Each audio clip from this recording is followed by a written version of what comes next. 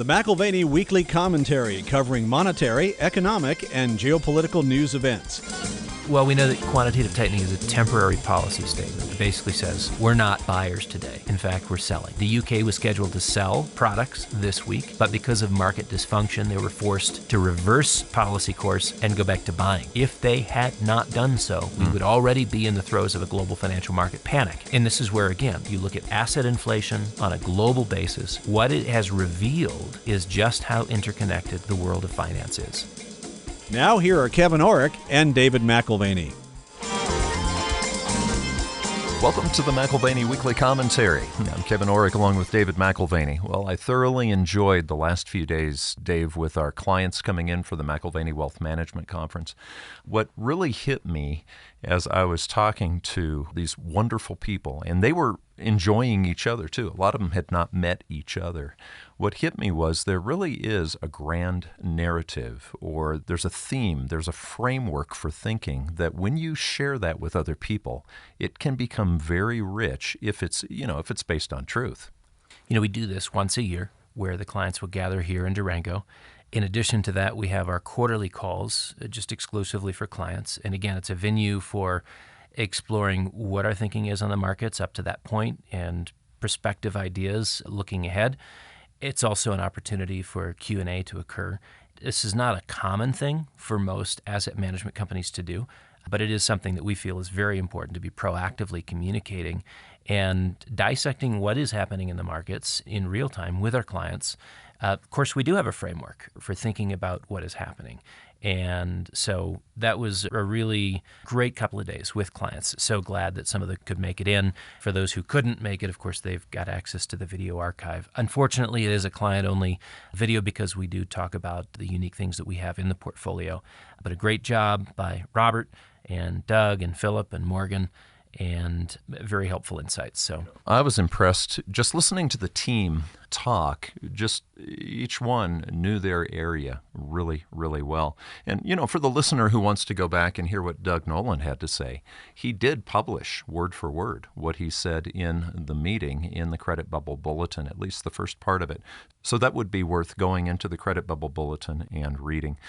Dave, we have limited time. I know we think based on the stacks of our books, okay, and what we just buy with one click at Amazon, we have this idea that we have the time to read all these different things. But one of the things through the years that I took the time almost every day to read, there were two things. If I could only read two things in the morning before talking to clients, I would read Bill King, the Bill King Report, and fortunately, thank you, Dave, for paying for the subscription for that for all of us, so we would get a chance to look at it. But Richard Russell, this was a man that going back, even before World War II, he was looking at something called Dow theory, which went back another 40 or 50 years, back to Charles Dow. it's a healthy framework. It's a framework, yeah.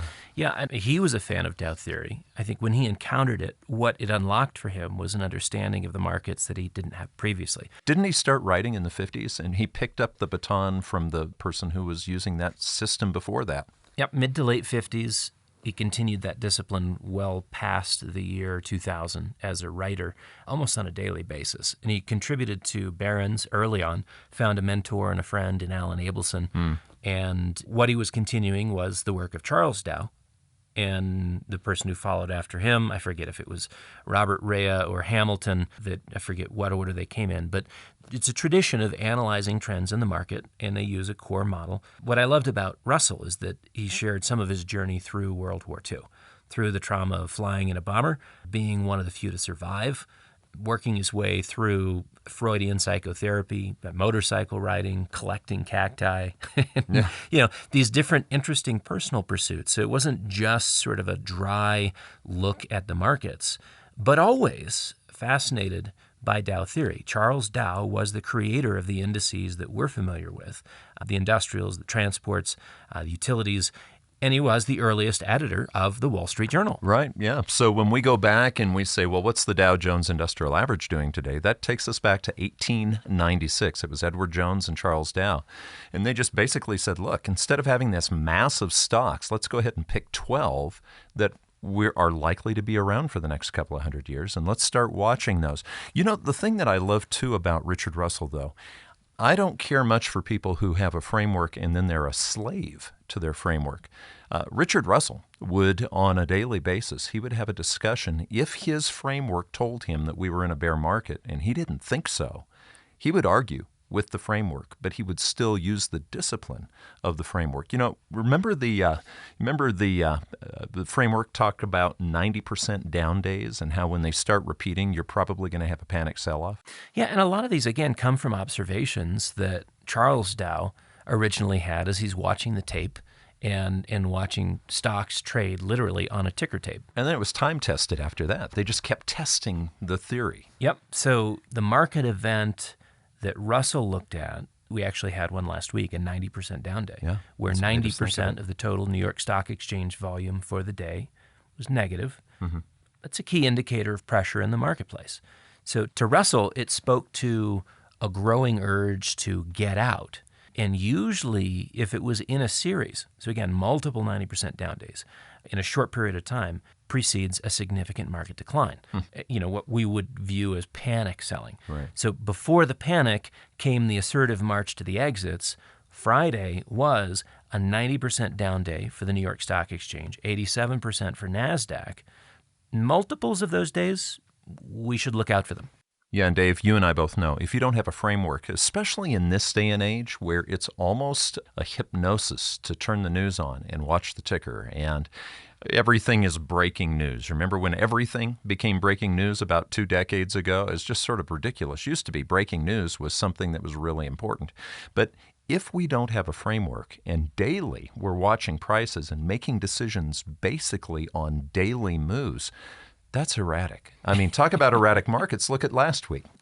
2019, I remember being stuck on a treadmill sometime between 11 and 2 in the morning. I was training for my first marathon, and it's just where I could find the time to train. And there's 3 televisions on at the club. It's open 24 hours a day. And so you've got CNN, you've got Fox, I forget, maybe it was MSNBC. But it's breaking news for 3.5 hours, and it's the same thing on a loop. I mean, is it breaking news 3 hours after? It's just really interesting because what I loved most about that experience was all 3 were muted, and all 3 looked like silly theatrics. As long as you could like take out the sound effects and all the things that they do to produce the show, right? But that's exactly what it is. It's a show. It's for entertainment purposes. So that the breaking news and the sensationalism of it. Could you imagine, though, seriously, many people, that's their investment strategy, is to turn the news on and then go do something. Right. Well, talk about erratic markets. Between Monday and Tuesday of last week, the S&P's up 5.7%. Right. And then it slides the rest of the week into an ugly Friday. Unstable, to say the least. When we watch the UK, specifically the Bank of England and their gilt intervention, bringing rates lower, only to see them buoy higher once again a matter of days later, the pressures exist under the market's glossy veneer. And in spite of the interventions, they're moving back to problem levels. So pundits wanted to pin Friday's movements on the jobs data. I'd say that's coincidental. It's not causal. Right. There is a massive latent instability and, frankly, triggers within the marketplace are of secondary importance. Well, and triggers. So that's what we would call breaking news. Historians like to go back and say, well, this is why something happened. But oftentimes you can look and see that, no, that's not really why it happened. It was going to happen anyway. Look at what's going on with tech stocks. I mean, last year we were talking about everybody was just buying the same names. That's right. And it didn't matter who you were. An individual investor, mutual fund, hedge fund, almost everybody piled into the same names. And that goes back 12, 18 months at least. Big winners got the new allocations, and they kept winning big. And so a lot of that was big tech. Now the big losers are seeing more concentrated selling. It's not a surprise, in large part because they are the stocks that are over-owned. So Bill King at this point would say, how's that working out for you? Yeah. Meta, what was Facebook previously, it peaked at 380. It now trades at 130. It's a 65% decline. Note, we haven't hit the panic selling yet either. If you look at the other ones in the FANG index, so Facebook, the original, 380 to 130, Amazon, 190 to 105, with more to give up as a universally held stock, Netflix from 700 to 175. Wow. 700 to Yeah. 175. Now it's sitting at 230, so it's off the lows, mere 67% decline. Looks like, I don't know, it looks like Bitcoin. Alphabet, Google, it's fared the best if you're looking at current returns. From a split-adjusted $150 a share, it trades at 98 today, a mere 35% decline. Well, and I wonder about PayPal. I'm going to probably not, maybe I shouldn't mention the name, but I canceled my PayPal account last night when I found out that, whoops, a little bit of a slip. If they were changing the policy, if they disagreed with something that you were posting, they could take $2,500 out of my account. It's connected to my banking account. Right. A fascinating overreach. Yeah, a fascinating so overreach. for convenience, I kind of wish they had set it in motion because they would have been slapped with so many lawsuits. Oh, yeah. They came out and said, we didn't really mean it. Well, it's like, why was it said then? But, okay, so let me ask you a question. On all these tech stocks, or the stock market in general, how far do you think it's going to go down? I mean, do you have any limits that you're thinking? You know, when we come back to CNBC and the news networks, Bloomberg, et cetera, they quote the indexes, right? And actually, some of the constituent parts of the indexes are far worse than the indexes themselves. Again, Facebook is a pretty popular stock to own, down 65%. And so if somebody's quoting the S&P being off 20, 23, 24%, you might not feel so bad. If you do the math on your portfolio, you might actually have some grave concern. I think, in answer to your question, a revisit of the March 2020 lows is an easy guess for most of our large indices. Companies will be put through two versions of scrutiny. And so beyond the index trades to the March 2020 lows, the two levels of scrutiny. One, how is this company going to fare in light of the global economy? What are its future prospects in the short run, given a slowing in demand on a global basis? And the second point of scrutiny will be, can I sell it? That's is there so a bid? important. What can I recoup at this point? And this is, I think, the transition point. We're very close to this. Return of capital displaces the desire for return on capital. And that's, of course, as selling picks up. Well, and when you have everybody buying the same things, then sentiment is really a critical driver, because you could ask a lot of people, why did you buy Bitcoin? What does it do other than go up? Well, they have found this year that it goes down, and many people had no other reason to buy it except for they saw their neighbors were buying it. It's the same thing. There were articles of faith attached to it, and there's always a reason given. Whether or not it's justifiable is a secondary question. But sentiment drives things to excesses, both on the up and the downside. Both extremes, and that's the nature of the markets. It's critical to remember that stocks never stay at fair value. For that matter, real estate, cryptocurrencies, or what have you. The ride is always from one valuation extreme to the other. Right. And that's why Smithers' analysis is so important. You need to have some idea of where you're at on your journey, from one extreme to the other. That's your framework. So we're back to levels of overvaluation currently, right? So we've had a decline in the markets. Great. We're back to levels of overvaluation seen in the year 2000 during the tech boom. We're not as overvalued as we were 11 months ago. So market commentators will claim that the current market is a reasonable choice, a reasonable value, buy now. And relative to all-time highs and the rarefied air of 2021, fair point. It just leaves out the sentiment swings, which drive prices far below what one might expect. Dave, we both read a book, and I bring it up often because it was so well written, called Deep Survival, on what does it mean to be in a situation where maybe you're lost, and how do you survive?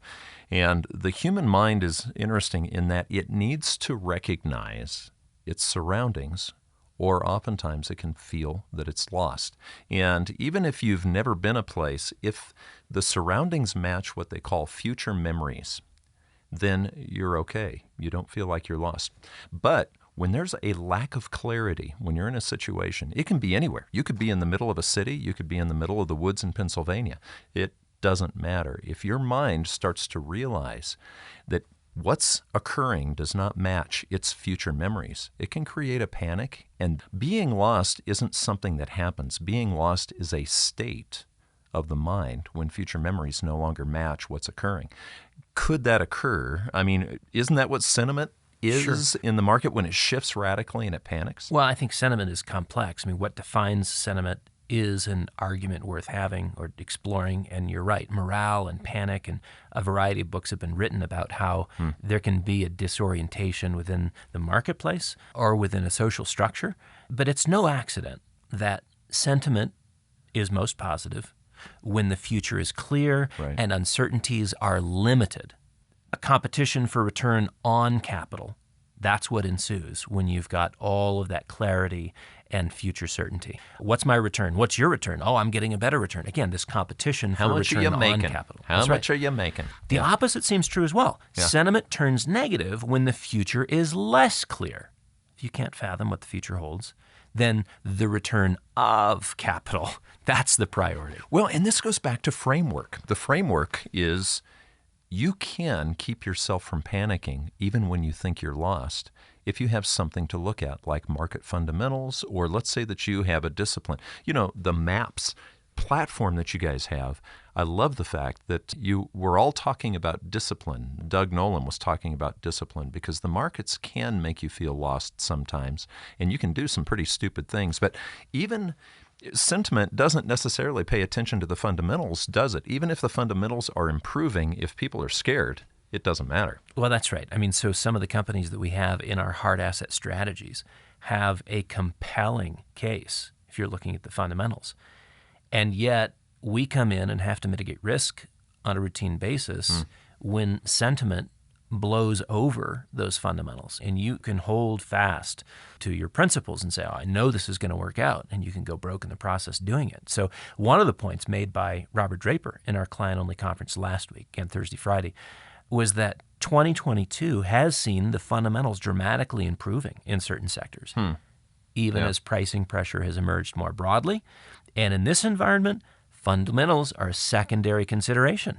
You must be cautious with all allocations, even those with a very strong story.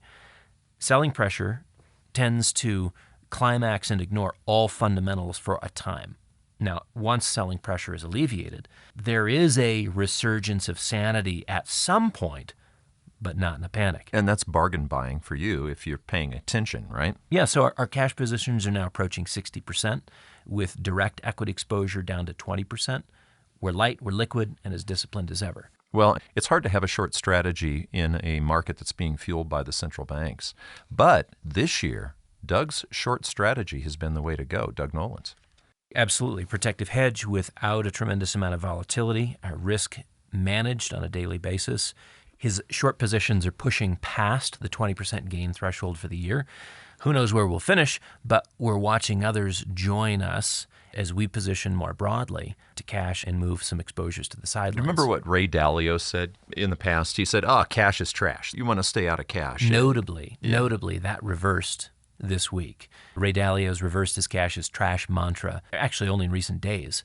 And so here's the famous risk parity strategy that he runs, getting beat on both sides of the portfolio, bonds, bludgeoned, stocks, bleeding. Both are in the crosshairs. Well, I don't think anybody expected some of the things that are going on right now. You know, even the CIA, with their analysis, thought that Putin was going to take Ukraine very quickly. Here we are. How many months are we into this thing?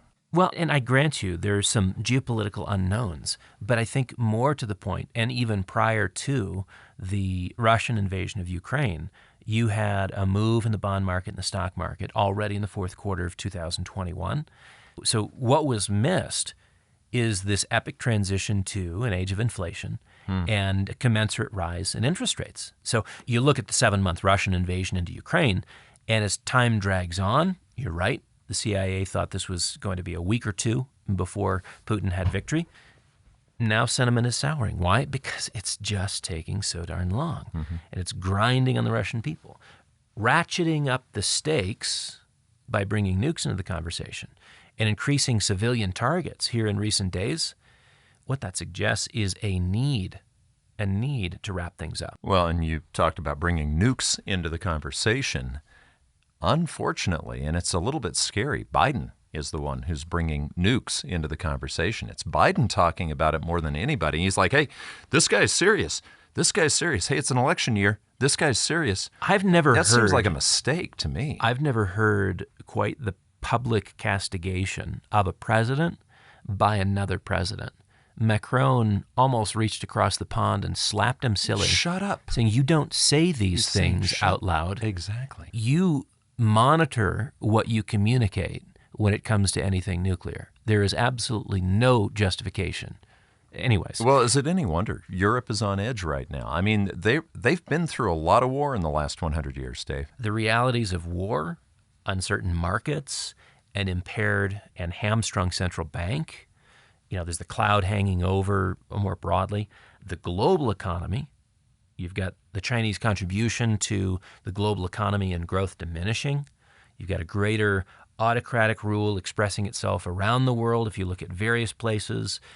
In the next week, it's likely to be a shoo-in for Xi Jinping's the third term. I don't know if you've seen in the news, but there's been a couple of people given life sentences, death sentences, any pressure points as it comes into this election cycle.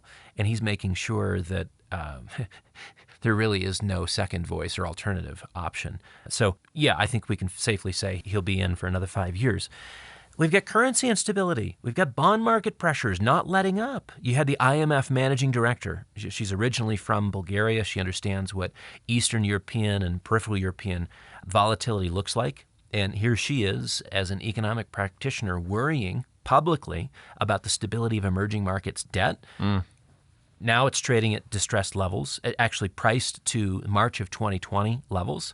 Some markets have already gotten there. We mentioned where might the stock market go. Some markets are already at the March 2020 lows. We talked about Credit Suisse last week, blown past the March 2020 lows. Credit default swaps already significantly higher. And, of course, their bond prices and equity prices in the toilet. All markets are likely to follow suit. Well, you mentioned emerging market debt and the concern from the IMF leader.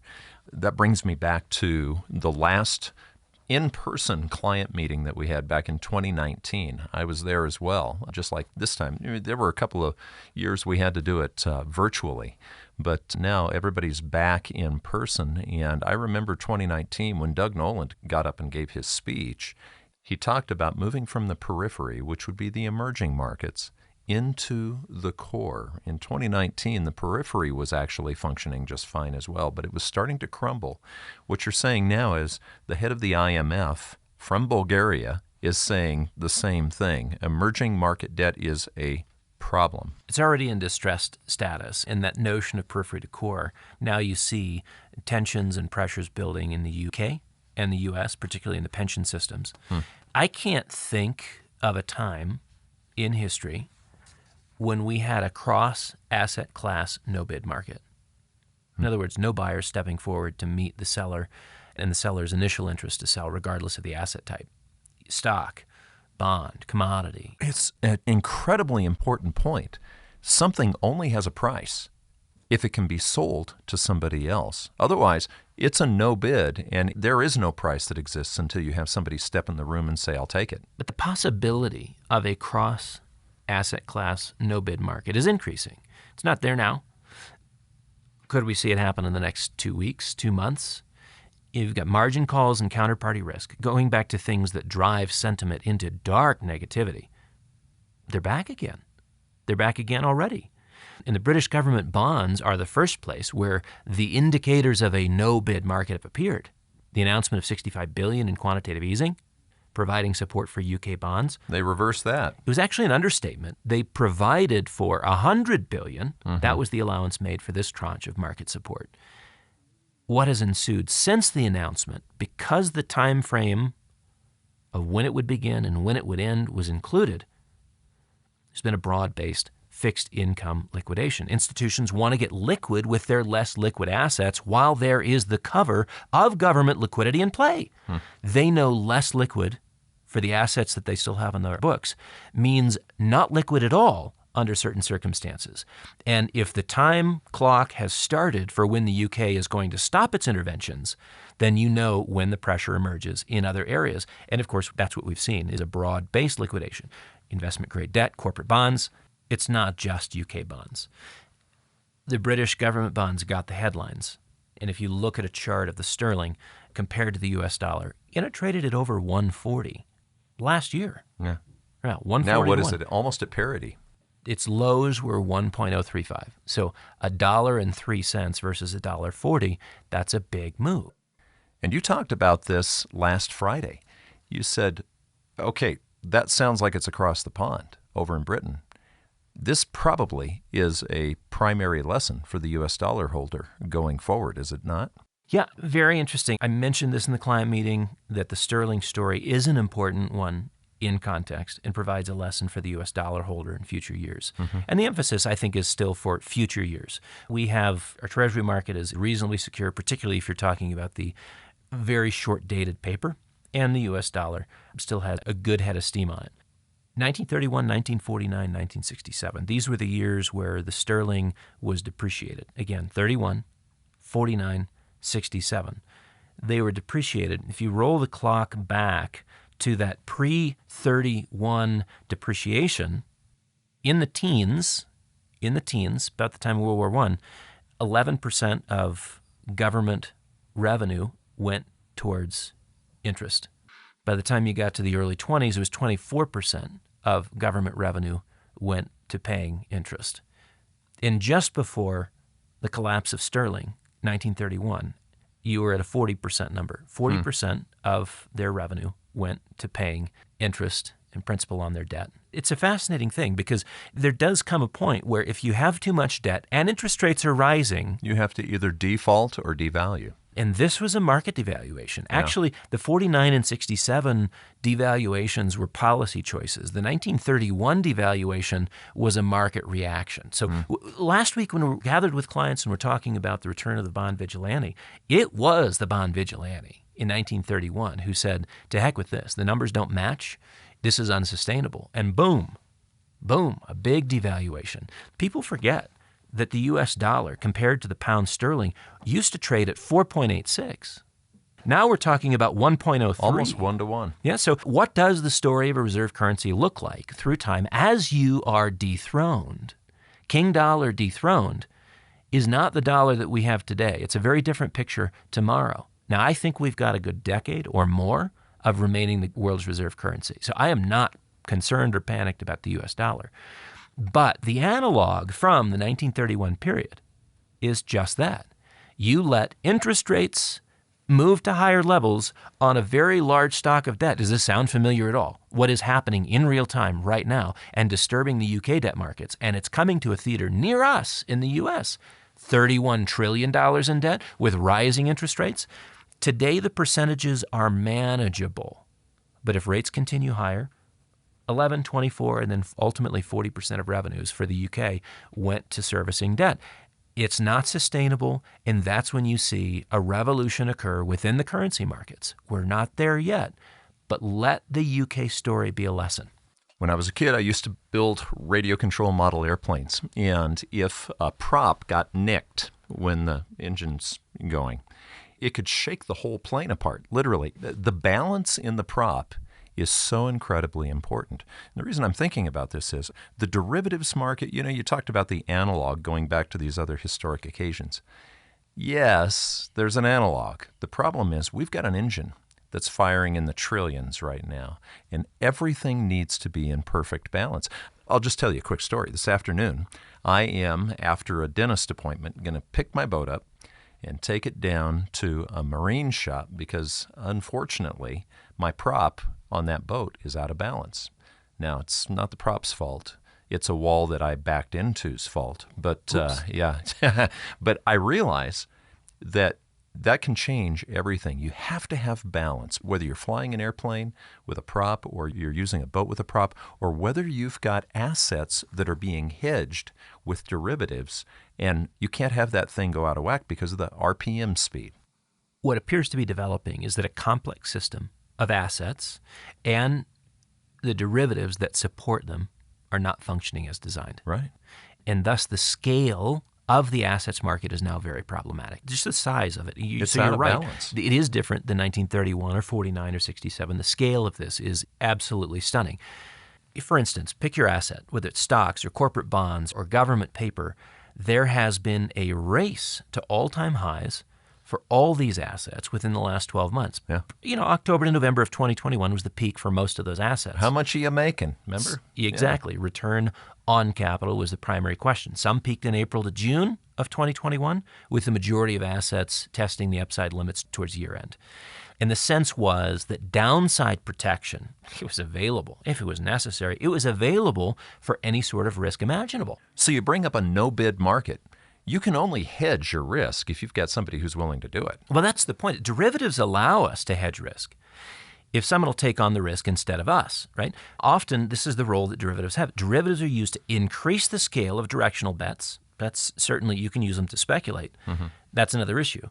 For now, let's think about what happens when the scale of the asset markets grows to some degree because of the confidence that participants have that either central banks will back them up against their losses, or they can buy cheap protection in the derivatives market and not worry about losses. Put a cap on losses. Derivatives are a beautiful thing if they can deliver that. Yeah, because the central bankers were the bid. They were the bid. That's the balance of the prop. You've got a buyer and a seller. And if you can't find a buyer or a seller on one side or the other... Buyer of last resort. Exactly. So enter inflation. Central banks ignored it, thinking it was a short-term anomaly tied to supply chains. It's still here and now casts a shadow over central bank credibility. That's a problem we could spend more time talking about. But the market support function is a question on the minds of speculators. Again, central bank credibility is in play. To what degree will they provide market support? If that function is not there, then speculators have to rethink how they're engaged with their quote-unquote insurance policies. It's another uncertainty that once was a source of certainty. Will the central bank bail out crews, socialize the risk building in the system? QE or not to QE? That is the question. Your play on Shakespeare again this week. QE or not QE? That is the question. But, we haven't had to really ask that question because inflation hasn't really been here for 40 years. And since inflation is in the picture for the first time in 40 years, we have a second paramount concern. Can we insure against loss inexpensively? Mm-hmm. Well, not as cheap as it used to be. As the cost of capital rises, it should come as no surprise that the cost to protect a portfolio does as well. Repo markets have seen rates increase. It changes everything a bit. Well, I just think of your personal experience, Dave. This is a 50-year-old precious metals company.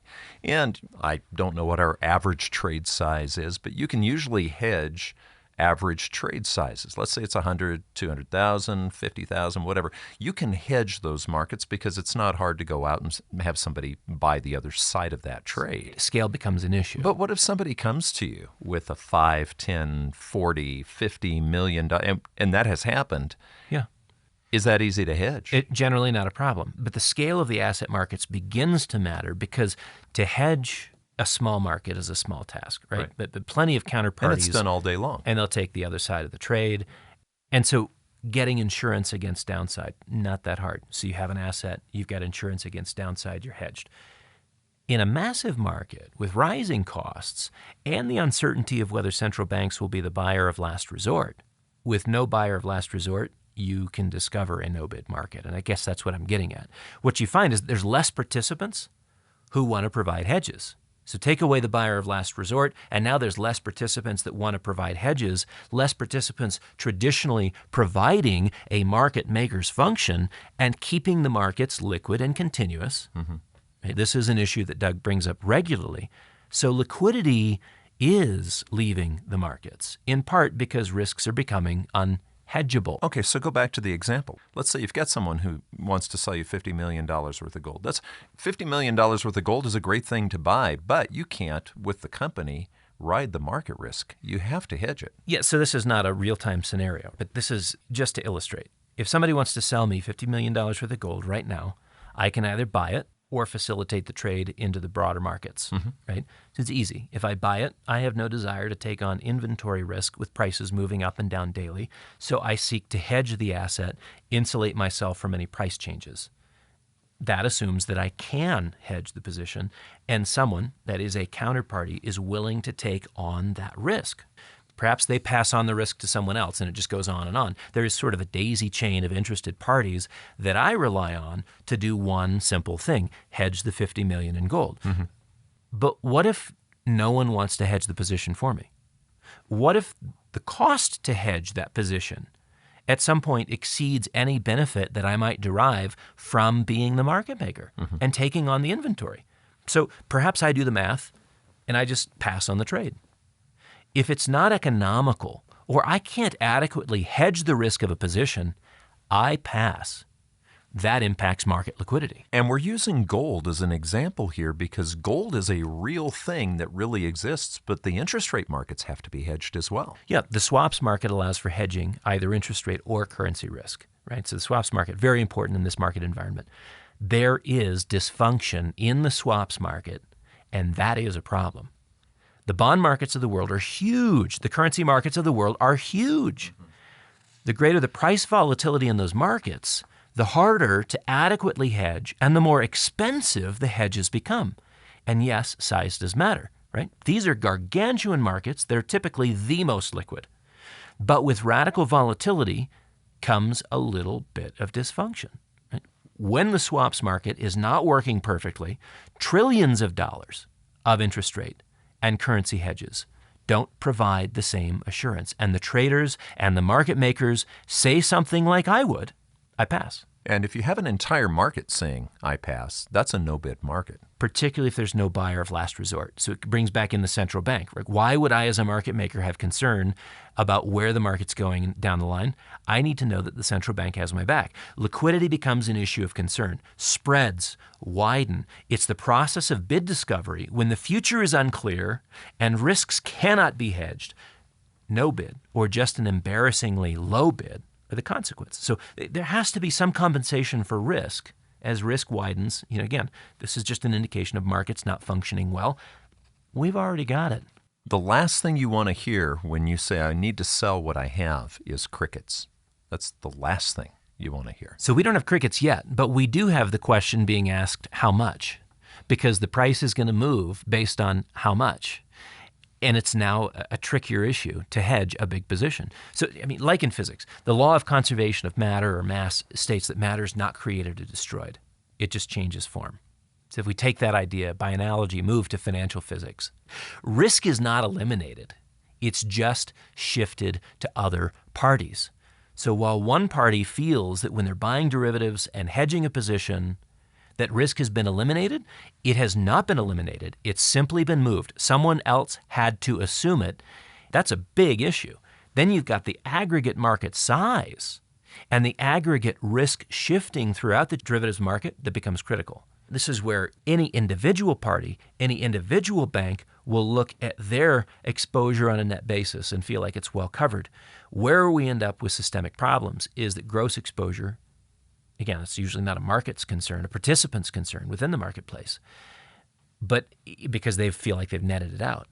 But it assumes that the game can continue as before. And I think something has shifted dramatically. One, the cost of capital is increasing. That changes the backdrop. Even more importantly, your buyer of last resort is currently working on QT, not QE, and that is a problem. Yeah, that is the question. So since we're slaughtering Shakespeare, let's slaughter it again. So now we're to quantitative tightening. This is a dangerous time to be removing liquidity from the system. So is it QT or not QT? That is the question. Well, we know that quantitative tightening is a temporary policy statement that basically says we're not buyers today. In fact, we're selling. The UK was scheduled to sell products this week, but because of market dysfunction, they were forced to reverse policy course and go back to buying. If they had not done so, we would already be in the throes of a global financial market panic. And this is where, again, you look at asset inflation on a global basis. What it has revealed is just how interconnected the world of finance is. We go up together, we go down together. Variance, it's just a matter of degrees. And sometimes those degrees can be talked about in a different way than what they actually are. You know, the Fed is talking about reducing its balance sheet. What is it, about $9 trillion? How much has that reduction actually been so far? Well, they set the goals starting in June, July. Of the $9 trillion balance sheet the Fed has, about $200 billion has been liquidated thus far. Frankly, so what is not that, much. 3%, 2 or 3%? Yeah, not much considering the operation's been in effect since June. I think that was the start date. There's a lot more selling scheduled. Scheduled. Right. Let's just leave it at that. I doubt very seriously that the emergent illiquidity trends across asset classes are going to promote the further liquidation of Fed assets. Now, what's really unhealthy here is that your equity trading jockeys, they love this idea. Worse is better for them. How soon will we get the pivot from QT to QE? Not soon enough for the bargain hunter who's already leveraging up, buying shares. But this is the problem. Maybe the Fed waits, and maybe the pain accumulates. Okay, you called them equity jockeys. What we're talking about is how much are you making? How much are you making? And I hate to say it, but the equity jockeys, almost all were not here for the 2008 global financial crisis. They don't remember the tech stock bubble blowing up. They probably definitely don't or weren't even born in 1987 when the stock market crashed. Sometimes age really helps, and a few scars on your back really help. I think the first time that I heard this phrase was from Richard Russell 25 years ago. Pigs get fed, hogs get slaughtered. And so your equity jockeys who are out there trying to buy the dip at the present may have more in store for them. Yeah, I think of the real estate buyer in the mid-'80s in the Texas oil patch. Came in, bought cheap, prices rebounded 40% before they crashed another 60 to 80%. They were the geniuses for about a 2-day period. Maybe it was a 2-month period. But the Fed is still trying to pretend like they've got the back. You remember this week we heard that don't worry about liquidity. Stop letting them complain about liquidity. There's plenty. There's $2 trillion. That's right. One Fed official this week said stridently not to worry about liquidity. And I can tell you anytime Fed officials are saying not to worry about liquidity, they are. Yes, that speaks for itself. Right. Yeah. But you're right. He pointed out there's $2 trillion in liquidity. No lack of liquidity. And that may be true. But will individuals and institutions put it to work and make it available when someone else wants it? Like so many mismatches within the banking industry. This is a form of liquidity mismatch. When one party's time frame doesn't match another party's time frame. Short-term deposits versus long-term loans. That's a common banking structure. That's how they operate. But a bond or an equity seller assumes that someone is willing and waiting in the wings to act as a buyer. Right? So liquidity may exist. Yep, $2 trillion, there it is. But that in no way indicates a willingness to be the on-demand buyer. So I think the Fed officials are overplaying the overnight repo as liquidity tune. And maybe if they wanted to see those dollars back in the system, maybe they should consider stop paying interest on them, right? You've got $2 trillion sitting there. They're paying over 3%. And the folks who've got those deposits, no risk, no duration or credit concerns. It's just stupid. We used gold as an example just because that is a real thing. And I don't think in history there's ever been a no-bid market on gold. There's always a price for gold. And it usually is much better if counterparty risk is crumbling everywhere else. Gold is the one investment that you can have without these counterparty risks. Well, let's play this differently. Yeah. Let's say, for instance, that everything is a no-bid market. What do you have with your paper assets versus your tangible gold? So my final thought would be on the value of gold in the midst of counterparty concerns. Is it bulletproof? Well, prices can and will fluctuate. Maybe the price goes down. 2008, we certainly saw the price of gold drop in the context of the global financial crisis. It lost about a third of its value, but it sure now, recovered what was quick. fascinating, beyond the recovery, what was fascinating is to see the smart guys on Wall Street begin to reconfigure their portfolios and say, I don't know what I've got in terms of counterparty exposure in our paper assets. Buy me ounces and make sure they're off the market. Do you remember the physical market separated so much also from the paper market? Amazing. So you had a 1/3 decline in the price of gold, but you couldn't buy it at that cheap price. You could not buy it at that cheap price Nobody because was selling the it. physical market was locked in at a higher number. Right. And it was only in the futures market where you saw that extreme volatility. What you have with gold is an asset that is not subject to counterparty risk and thus eliminates the return of capital concern. If you're still fixated with the return on capital, you really don't know what's developing in the markets today. You've been listening to the McAlvany Weekly Commentary.